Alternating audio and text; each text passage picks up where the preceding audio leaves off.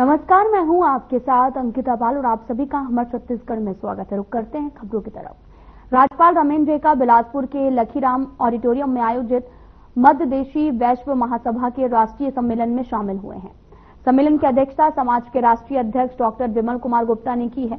स्थानीय विधायक अमर अग्रवाल भी इस अवसर पर उपस्थित थे। साथ ही राज्यपाल रेखा ने दीप प्रज्वलित करके सम्मेलन का शुभारंभ किया है और उन्होंने व्यापार के साथ साथ समाज सेवा के कार्यों में भी अग्रणी भूमिका निभाने के लिए महासभा की सराहना की है।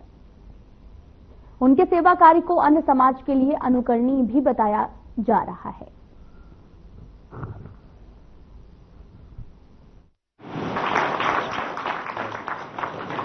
हम लोगों को इंस्पायर करना चाहते हैं, जीवन कैसे करना। अभी कोई पॉलिटिकल भाषण में सुने, हमारा एक मिशन है जो लोगों को इंस्पायर करे। जितना दिन हमारा है, हम लोग खास करके ये जीवन अनुपम है, उसको कैसे हम कर सकते हैं, एडॉप्ट कैसे कर सकते हैं, इसको हम बोलते हैं। जहां भी बताए आप 2-3 बात करें। एक बात है, आप फ्रेंडशिप रखिए। आपका जो दोस्तों का फ्रेंड है, कुछ फ्रेंड है, ये फ्रेंड्स रखिए। हम आगे भी 10 लोगों को हमारे जो साथ पढ़ा है, डेली 10 फ्रेंड को फोन डेली। हमारे कॉलेज में पढ़ा है, इसमें पढ़ा है, सब लोगों से। अभी गांव में कोई पढ़ा है तो 10 लोगों को हम फोन करते हैं। आप लोग भी करिए। और आपका जो पैशन है, सब कुछ सबका होगा ना, कैसे न कैसे। हमारे पापा में बहुत शौक है, हमारा शौक है। आप लोग का जो शौक है ना, वो शौक पूरा करें अकॉर्डिंग टू योर कैपेसिटी। इसमें ये है अकॉर्डिंग टू कैपेसिटी। हमारा वाइफ का सब कभी कभी जब जाते हैं, काम भी हुआ, हम बोले अकॉर्डिंग टू कैपेसिटी लगाए। शौक आप पूरा करिए, लेकिन according to your capacity, according to your pocket. Survival का थ्योरी नहीं है आप सब बेस करके आपका शौक पूरा करते। सर्वाइवल का थ्योरी नहीं, कीमत नहीं। सभा का जो अनुष्ठान है वो चलता है, सारा देश में चलता है, लेकिन छत्तीसगढ़ में ज्यादा चलता है। छत्तीसगढ़ में सबसे बढ़िया ये बात है, यहाँ लोगों का जो एक सेवा भाव है। यहाँ जितना लोगों का सेवा भाव है, उतना दूसरा प्रदेश में है क्या हमको मालूम है। तो ये हमें सबसे बढ़िया लगता है। यहाँ का लोग बहुत सिंपल है, लेकिन पूरा लेथर्जिक भी है। वो पूरा लेथर्जिक है, उसको पूरा उत्साह देना पड़ेगा। आपका लोग जो वैश्य समाज का लोग है, असम में, असम का भी वैश्य जो कम्युनिटी है, वो लोग बिजनेस में बहुत शार्प है और वो लोग बिजनेस किया है। ये जो हमारा एक धारणा है बिजनेसमैन के बारे में, वो धारणा अभी सेम है। We are part and parcel of the nation building. कल ही हम रिव्यू मीटिंग दिया था रायपुर में, हम बोला है आप लोग कॉन्ट्रैक्टर को शोर मत समझिए, वो लोग भी नेशन बिल्डिंग में पार्ट एंड पार्सल है। अभी हम संबलपुर गया 2 दिन पहले, वो डैम देखा, हीराकुंड डैम। 1938 में वो डैम बनाया इंडिया का लोग। कोई कॉन्ट्रैक्टर, कोई लेबर, ये सब नहीं बनाया था 1930। उनका भी तो योगदान है। जो श्रमिक काम किया उनका योगदान है, जो श्रमिक को सप्लाई किया उसका योगदान है, जो कॉन्ट्रैक्टर था उसका योगदान है। ऐसे ही वो इतना बढ़िया डैम खड़ा नहीं हुआ।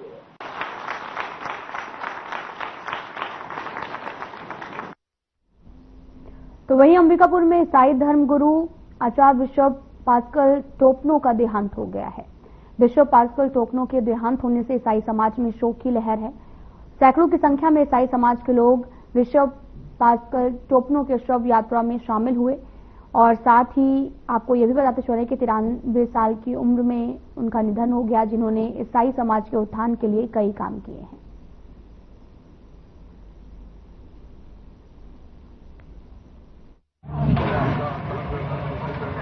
पूरे ईसाई समुदाय के बीच में शोक की लहर है, क्योंकि ये जो बिशप, जो दिवंगत बिशप हैं, ये बहुत ही लोकप्रिय और सबके चहेते थे और बहुत ही विनम्र और विद्वान बिशप।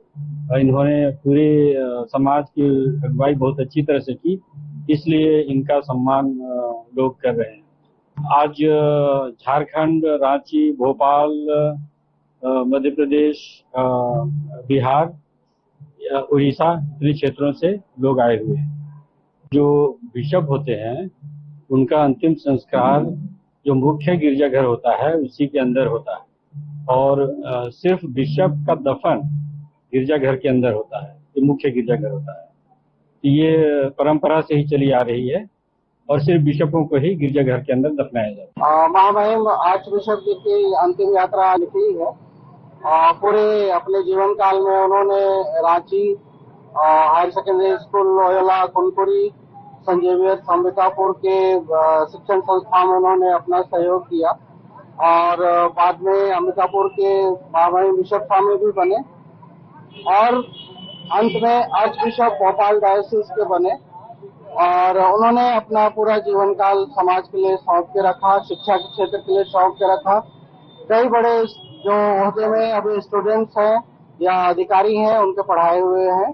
हम उनकी अंतिम यात्रा आज निकाल रहे हैं, जो कि ख्रिस्त मिलन आश्रम से लेके महागिरजाघर नवापारा में जाके वहाँ बरियल करें। सभी शौकीत हैं और उन्होंने 93 के एज में अपना जीवन त्याग दिया है।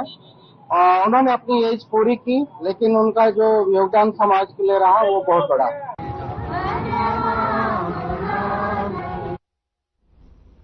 घोपा गांव में देवी देवता की नहीं बल्कि दानव की भी पूजा होती है। जी हां, बिल्कुल ठीक सुना आपने। सूरजपुर के खोपा धाम में दानव बाकासुर की पूजा होती है और इस मंदिर की मान्यता प्रदेश में नहीं बल्कि देश भर में है। यहां दूर दूर से लोग अपनी मन्नत लेकर आते हैं। देखिए इस रिपोर्ट में।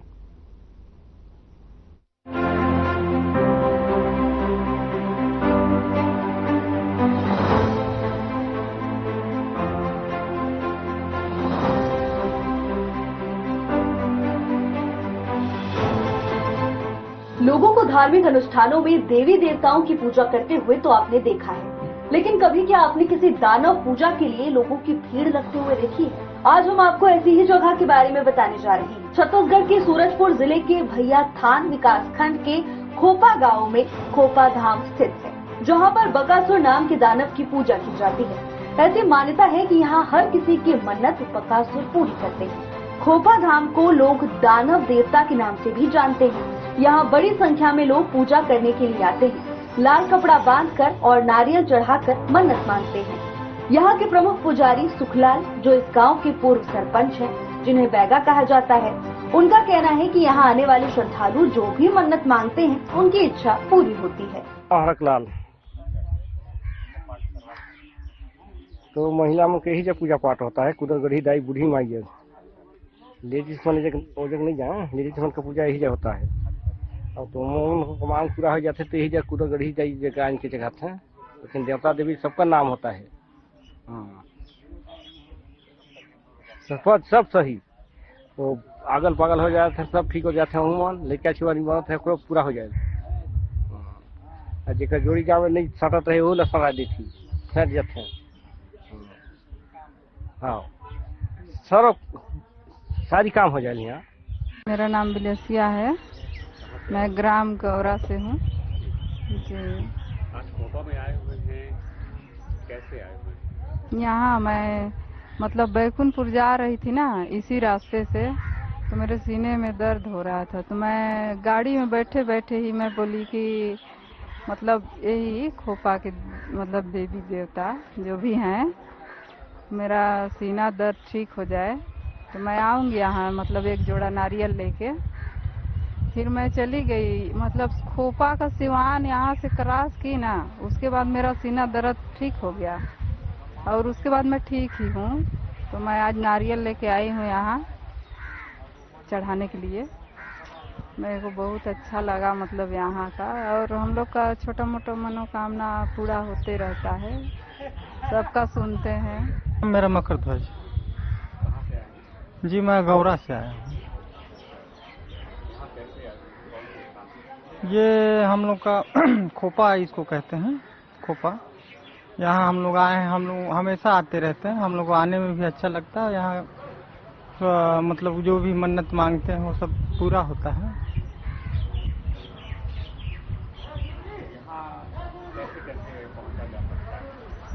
तो यहाँ मतलब साधन है, पर्सनल साधन भी है, गाड़ी घोड़ा भी चल रही है, बस से भी, आप कैसी से भी कहीं से भी आ सकते हैं। कौन सा देवता है मालूम? जी कौन सा देवता की पूजा करते हैं? जी इतना तो जानकारी नहीं बता पाऊंगा कौन कौन से देवता देवी हैं। हाँ हाँ, यहाँ खोपा के देवता है, उन्हीं का पूजा वूजा होता है। आपको यहाँ पे कैसा लगा? हमको तो यहाँ ठीक लगता है, अच्छा लगता है, शांति मिलता है। मोर नाम सुखलाल, ग्राम खोपा, देवधाम खोपा में भी पूजा करते हैं हम लोग। ये मालिक स्थान ऐसा सुनहरा बेरा में बने थे न बाबा जी। कि हमारा राजा दादा लोग वहाँ 5 फुट से पानी है भी, वहाँ लोग पूजा करते थे। हाँ। बाबा दादा तो कुछ दिन बीत गए पूजा करते करते, पूजा करत करत बीत गई। तो कुछ दिन से पूजा गई न, वो पूजा करते करते कुछ लेट हो गया, 4 बज गया, 5 बज गया। तो बैगा लोग वहाँ से निकल के आगे बाहर आए के तो एक खर्चिया छूट गए। अरे तो बाहर खा तनी नाश्ता पानी, वो चुप्पी है जहाँ हमारे चुप्पी में है पानी, अमृत पानी जी है ना, कि जेठ में ठंडा और ठंडा महीना में जाइएगा तो गर्म। वो पारस पानी मिला है, चुप्पी, उसका नाम है चुप्पी। और उन्हीं चुप्पी का खाल में देवता का स्थान घर, सूर्य पाठ देवता। तो भैया फिर दोबारा गया तो मालिक के सब लोग जैसे हम लोग अभी बैठे हैं, वो लोग भी खा पी रहे हैं, जो मिला है जिसको बांट बराबर के कि कौन काम कितना कर रहे हैं तो वो कितना दिया, ऊपर काम कर रहे हैं तो वो कितना दिया, सबको भी मुलाजा होता है। तो कहीं मेरे तोर में तो सब बिगड़ गिर जाता है, जल बाहर जाए रहा, बाहर ले चल। अब यहाँ इतना राज है, तीरथ बरत लगी तो राज ला थोड़े पतालपुर तो कर ले दे सकते थे, लाने सकलू एक झे में तो तोर का हो। तो वही दिन ले एक बाहर निकल गए तो नांगा भैया तो दारू तरफ थी, वही देख ली 12 भट्टी का दारू वहाँ लगल है। वो दारू 12 भट्टी का दारू पीता है और देवता को पूजा करता है, सबको आशीर्वाद देता है। वही पिछघाती बांध के देवता ला लाइन से वहाँ लाइन के दह ले, है ना। अब इतना ला जाए के अपना धाम बनाया, और धाम बनाए के जितना आशीर्वाद देता है, यहाँ लोग मांगे बातें हैं, दुख से सुख से पीड़ित हैं, 10 साल 20 साल 40 साल 50 साल सबको दुख हर देता है। और जो मानो मांगे रहता है, मांगे रहे होकर काम पूरा करी तो जेला तो देवे करी। कोई फूले चढ़ाते, कोई फल चढ़ाते, कोई नरिया चढ़ाते, कोई अगरबत्ती चढ़ावत है, कोई गोड़े गिर के जाते कि मोर जब काहे नहीं है तो मैं काला दे हूँ, घोड़े गिरे तो सकूँ ना, तो घोड़े गिर के जाते तब वो लेकर काम करते। वो देवता है शंकासुर बंकासुर दान बंका, जो दान खेल के बंसार को देवता है सुरगुजा का मालिक। 22 लाख सुरगुजा का मालिक बने है, 22 डन। ये देवता जब देख ले, देवी है नहीं सके चल रहे ना देवता ना भगवान, भगवान नहीं सके चल रहे। वो धतीला रचत रही लड़ी ना, चाहे जो हुई घनी देवी जो लड़ी, चाहे जो भगवान जो लड़ी, चाहे जो ब्रह्मा से लड़ी, लड़ के तब हार गिन तो ब्रह्मा जी के तुम जाओ वहाँ मृत लोक में, उन्हें तुम संभालना, उन्हें तुम पूजा करना।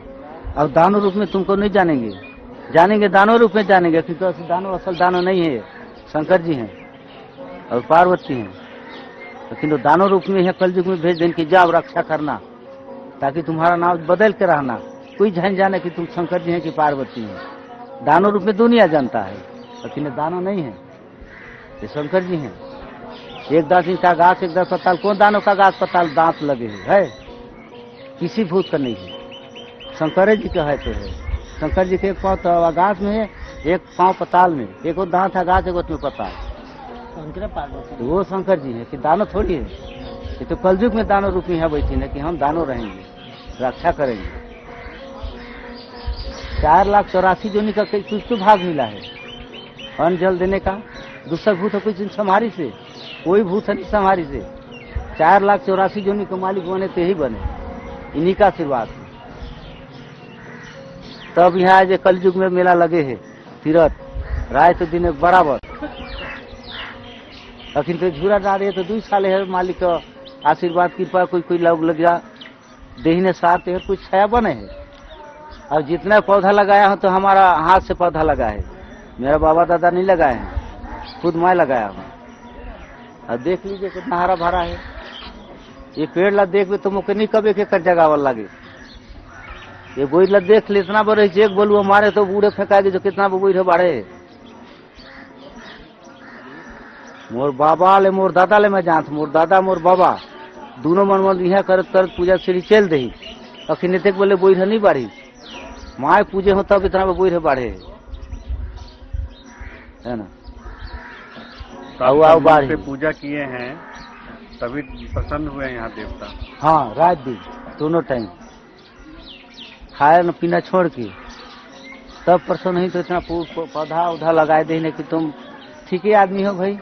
यात्री आवत है तेमन पे छाए छत नहीं लगावे। इतना मन घाम में सेवा खाए है नहीं, इतना में घाम में कौन है टट्ठी सेवा खाए तब ना इतना जनता के भलाई कर रहा है। यहाँ दिन भर कितने लोग आते होंगे? एकर कोई गिनती नहीं है। यहाँ के कितना गिनती है, कितने आते हैं। हाँ। इनके पूजा में क्या क्या सामग्री लगती है, क्या चढ़ता है? जो आपका श्रद्धा है वो नहीं मांगता है कि देवता हमको दो, ना बैगा नहीं मांग रहा है कि हमको ये चीज दो। जो आपको श्रद्धा है वही चढ़ाओ, वही मान्य है। वहाँ देने लिए शंकर जी बैठी नहीं कि खाने के लिए लूटने के लिए बैठी नहीं, लूटने के लिए नहीं बैठी नहीं है, देने के लिए बैठी नहीं। इतना बस संसार है तो 2.5 दिन का खर्चा भी है इनके पास और देहत है रोज। और सुई चाहे पूरा संसार कहीं हटाया जाए तो पानी अन्न जल देने वाला ये सक्षम है, देश के पुराएंगे। खोपा धाम एक ऐसा अनोखा मंदिर है जहां देवता नहीं बल्कि दानव की पूजा के लिए भीड़ उमड़ती है। Bureau report.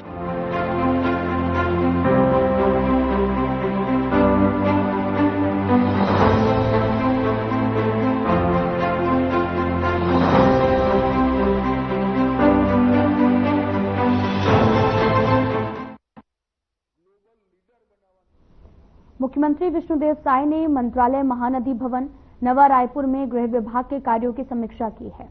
मुख्यमंत्री साय ने भारत सरकार द्वारा लागू किए गए नए आपराधिक कानून भारतीय न्याय संहिता के प्रभावी क्रियान्वयन को सर्वोच्च प्राथमिकता देने के निर्देश दिए हैं।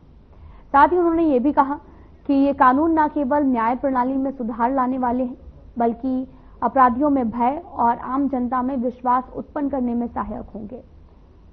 साथ ही मुख्यमंत्री ने यह भी कहा कि इन कानूनों की प्रभावी समझ और व्यवहारिक प्रशिक्षण पुलिस बल, अभियोजन अधिकारी एवं अन्य संबंधित कर्मियों के लिए आवश्यक है। वहीं उन्होंने निर्देश भी दिए हैं कि सभी जिलों में चरणबद्ध तरीके से कार्यशालाओं और सेमिनारों का आयोजन किया जाए, जिसमें केस स्टडी, मॉक ट्रायल के माध्यम से प्रशिक्षण दिया जाए। बैठक के दौरान मुख्यमंत्री ने अपराध अनुसंधान प्रणाली को अधिक प्रभावी, वैज्ञानिक और प्रामाणिक बनाने पर विशेष बल दिया है। उन्होंने कहा कि आपराधिक प्रकरणों में केवल गिरफ्तारी ही नहीं बल्कि सटीक और पुख्ता साक्ष्य के आधार पर विवेचना पूरी की जाए ताकि अभियुक्तों को सजा दिलाई जा सके। इस अवसर पर मुख्यमंत्री विजय शर्मा सहित तमाम लोग मौजूद रहे।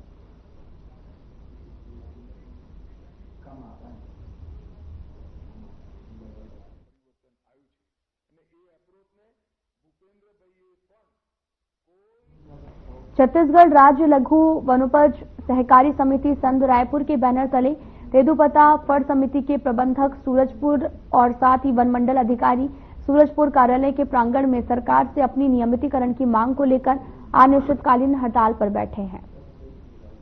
हड़ताल में बैठे प्रबंधक का कहना है कि वो बीते 36 सालों से अपनी 7 सूत्री मांगों को लेकर सरकार से मांग करते आ रहे हैं, जिसमें नियमितीकरण प्रमुख है।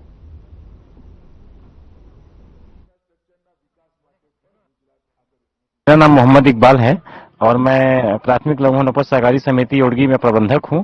वर्तमान में ये प्रबंधक संघ जिला सूरजपुर में प्रवक्ता हूं। सर, ये हमारी प्रबंधक संघ की 7 सूत्रीय मांग है और आज लगभग 36 साल से जो लंबित है मांग, और 36 साल से इन मांगों को उठाते आए हैं हम लोग। जैसे पहला नियमितीकरण का, प्रबंधकों का आज तक नियमित नहीं हो पाए हैं और ऐसी हमारी 7 मांगे हैं। हमको न तो अनुकंपा नियुक्ति नहीं मिलता है, रिटायर होने के बाद एक मुश्त कोई उपादान राशि नहीं मिलता है, और इसके अलावा सर एक हमारा मूल मांग ये है कि सरकार द्वारा हमको जैसे एक प्रबंधकों को एक लेवल, सेवा नियम में एक लेवल बनाया गया है कि 7, 8, 9 लेवल में, तो उसमें 7, 8, 9 लेवल लागू न करके हमारे राज्य संघ के जो अधिकारी हैं उनके द्वारा घोल मोल करके या तो उस प्रस्ताव को छुपाकर दूसरा प्रस्ताव बना कर 5, 6, 7 लेवल हमको लागू किया गया है और हमारे साथ सर ये ऐसा गलत हुआ है। हमको निश्चित तौर पे 7, 8, 9 लेवल लागू होना चाहिए, उसी में हमको नियमितीकरण कर दें तो हमारा हो जाएगा सर भला। सर ये लड़ाई क्या है, हमारे बहुत से प्रबंधक साथी रिटायर हो गए और रिटायर होने के बाद उनको कोई न उपादान राशि मिला, कोई लाभ नहीं मिला। वो लगभग 36 साल से हम ये लड़ाई लड़ते आ रहे हैं सर। बहुत सारे प्रबंधक रिटायर होने के कगार पे हैं, कुछ रिटायर हो चुके हैं, अभी हम नए नए हैं सर। यदि हमारा निश्चित तौर पे अगर ये नियमितीकरण हो जाता है तो आने वाले भविष्य में और हमारे लिए बहुत अच्छा होगा सर। ये सर क्या है कि ये पिछले सरकार में भी मांग किए थे, अब भी कर रहे हैं सरकार से, और इसी बीच कितनी 36 साल में बहुत सी सरकारें आई, सरकारें गईं, कोई हमारा सुनने वाला नहीं है सर। सरकार निश्चित तौर पे घोषणा तो करती है कि हम आपकी मांगों को पूरा करेंगे हमारा सरकार बनने के बाद, लेकिन अभी तक कोई पूरा नहीं हुआ है सर। इस बार बीजेपी के घोषणा पत्र में भी हमारा ये है कि प्रबंधकों को नियमित करेंगे, उनको कर्मचारी का दर्जा देंगे। तो सर इस बार बीजेपी की गवर्नमेंट है, साई की सरकार है, तो उनसे हमें उम्मीदें तो है सर कि हमारी मांगे पूरी होंगी। वन मंत्री से भी मुलाकात हुआ है माननीय केदार कश्यप जी से, और उनसे हमें उम्मीद है कि हमारी बातों को सुनेंगे और जल्द हमारी माने कार्रवाई करेंगे सर इस पे। सर हमारा ये लगता है, जैसा सुनने में प्रांताध्यक्ष या हमारे राज्य में जो प्रतिनिधि बैठे हैं उनके द्वारा बताया गया था कि वन मंत्री सहमत हैं, उनकी बातों से लगा कि वो चाहते हैं हमारा भला हो जाए, हमारा प्रबंधकों का। तो सर ये जो हमारे ऊपर में बड़े IAS IFS कर्मचारी बैठे, अधिकारी बैठे हैं राज्य संघ में, उनके द्वारा कहीं ना कहीं घुमा दिया जाता है बात को कि इनको नियमित नहीं किया जा सकता, हमारे पास बजट नहीं है। तो इस प्रकार का सर मंत्रियों को मैंने बरगलाया जा रहा है या तो ऐसा बहका दिया जाता है जिससे हमारा काम नहीं हो पा रहा है। मेरा नाम मोहम्मद इस्ताक है। वर्तमान में मैं छत्तीसगढ़ राज्य लघु वनोपज समिति प्रबंधक संघ का उप प्रांताध्यक्ष हूँ और भैयादन समिति के प्रबंधक भी हूँ। आप हड़ताल कर रहे हैं क्यों? और प्रांताध्यक्ष हैं तो रायपुर से उठाना चाहिए मुद्दा। मैं उप प्रांताध्यक्ष हूँ। प्रांताध्यक्ष जो हमारे हैं, प्रदेश के जो अध्यक्ष हैं, उनके द्वारा उठाया गया, उन्हीं के आह्वान पर, है ना, उन्हीं के आदेश पर, निर्देशों का पालन करते हुए हमने 5 अप्रैल 2025 से अनिश्चितकालीन धरना प्रदर्शन हड़ताल पे गए हुए हैं, धरना प्रदर्शन किए हैं। और हमारी 7 सूत्री मांग है। जो 7 सूत्री मांग है वो हमारे पीछे लगे बैनर में साफ रूप से दिख ही रहा है। और उसमें सबसे पहला हमारा मांग है नियमितीकरण, जो कि पूर्व की सरकार की बात करूं तो मैं कांग्रेस सरकार के द्वारा अपने घोषणा पत्र में लिखे थे कि हम प्रबंधकों को, हमारी सरकार अगर आती है तो हम प्रबंधकों को तृतीय वर्ग कर्मचारी का दर्जा देंगे। तो पूर्व सरकार के द्वारा अपने वादा को पूरा किए उन्होंने, तृतीय वर्ग कर्मचारी का दर्जा हमको दिया गया उनके द्वारा। उसके बाद जब अभी भाजपा की सरकार, सहायक सरकार है, तो सहायक सरकार के द्वारा भी बोला गया है कि आपको नियमितीकरण किया जाएगा। और मैं देख रहा हूँ कि लगभग साल से 1.5 साल हो जा रहा है, अभी तक हमारे लिए कुछ भी नहीं कर पा रहे हैं। ऐसा क्यों लग रहा है, जबकि पूर्ववर्ती सरकार चाहती पूरा कर सकती थी, आपको कर दिया तो? जिस पूर्ववर्ती सरकार के द्वारा जो उन्होंने घोषणा पत्र में अपना लिखा हुआ था, उन्होंने अपना वादा पूरा किया। अब हमसे उम्मीद है कि नई सरकार, जो भी वर्तमान में सरकार है, सहायक सरकार, भाजपा की सरकार, उन्होंने वादा, एक नारा भी दिया है सब कि हमने बनाया है, हम ही संवारेंगे। तो उस हिसाब से हमको लगता है कि सरकार जिस हिसाब से हमसे वादा की है कि आपका नियमितीकरण होगा, तो उनको नियमितीकरण कर देना चाहिए। अगर नहीं करते हैं नियमितीकरण या हमारे ऊपर ध्यान नहीं देते हैं तो लगभग 13.5 लाख संग्राहक को ये क्षति भुगतना पड़ेगा। और 13.5 लाख, मैं बोलूँ 902 प्रबंधक 13.5 लाख संग्राहकों का जीविकोपार्जन का एक स्रोत बने हुए हैं, जो कि तेंदुपत्ता खरीदी के कार्य करते हैं, वो तोड़ के संग्रहण करके लाते हैं और फड़ों में जाके संग्रहित करते हैं। तो आपको कहने का मतलब हड़ताल हम करेंगे तो जी जी, काम प्रभावित होगा। 13.5 लाख संग्राहकों का हानि होगा, उनको वित्त से संबंधित उनको हानि होगा और शासन प्रशासन को ये भुगतना पड़ेगा। आने वाले कार्यकाल में उन्हें ऐसा भी हो सकता है कि सत्ता पलट भी हो सकता है, क्योंकि प्रबंधक ही एक ऐसा कर्मचारी है जो कि सरकार बनाने और बिगाड़ने में अहम भूमिका निभाती है। ऐसा भी तो सरकार आपको बैठा दे परमानेंट, तो ये कभी नहीं हो सकता, क्योंकि हम एक नहीं है, हम 902 हैं। 902 की मात्रा बहुत है। एक सरकार अकेला है और हम 902 अगर एक तरफ खड़े होते हैं और सरकार एक तरफ होती है तो वो अकेला ही दिखेंगी और हमारा जो संख्या वो ज्यादा दिखेगा। और हमको बैठाना ही तो पूरे तरीके से बैठा देना। हम कोर्ट की शरण लेंगे। बड़ी है तो आप रेगुलर भी तो हो सकते हैं। बिल्कुल क्यों नहीं हो सकते हैं, सरकार चाहे तो हम रेगुलर हो सकते हैं, इसीलिए तो हम धरना प्रदर्शन पे बैठे हैं। अभी वर्तमान भविष्य में सरगुजा नहीं, ये आपका बस्तर संभाग में 2 वृत्त पड़ता है, जगदलपुर और कांकेर। वहाँ पे सरगुजा की तुलना में सबसे पहले वहाँ पे तेंदुपत्ता तैयार होकर वहाँ पे खरीदी चालू हो जाती है और वहाँ अप्रैल के 10 से 12 तारीख तक चालू हो जाती है। और उसी को हमने देखकर ये धरना प्रदर्शन चालू किया है कि और वहाँ पे सबसे बड़ी चीज ये है कि जो अभी राज्य सरकार में सहायक सरकार यहाँ पे है, तो उन्होंने 216 समितियों, जो बस्तर और जगदलपुर के वृत्त में 216 समितियों का शासकीय खरीदी, विभागीय खरीदी कर रहे हैं वहाँ पे। तो यहाँ तो नहीं हो रहा है ना? यहाँ पे नहीं हो रहा, लेकिन यहाँ पे फिलहाल बुलेटिन में इतना ही। नमस्कार।